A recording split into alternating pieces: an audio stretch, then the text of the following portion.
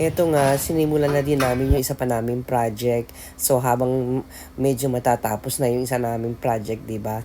Eto, na-clear na namin yung garahe kasi nga patatambakan namin ito ng para tumaas siya, para iwas na rin sa baha. Yan, dumating na nga yung panambak.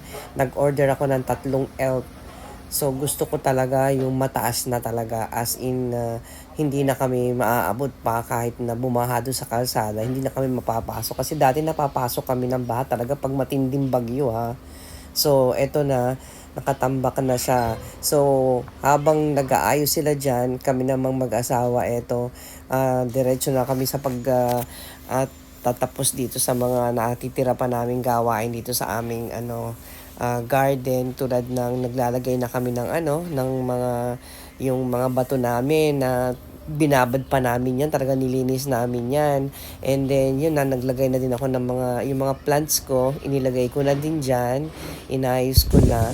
Then after that, ayun, yung mister ko nasa labas kasi meron pa din siya doon ginagawa. Ako naman ito, naglinis na, nag-scrub na ako ng aming flooring.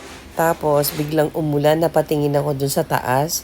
Ang nakakatuwa, ang nakaka-excite habang tinitignan ko na umuulan siya. Very cozy talaga siya.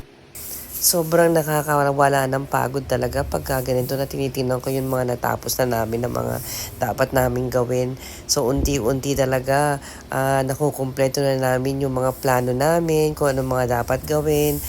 So if you wanna see the result, follow for more. Thank you.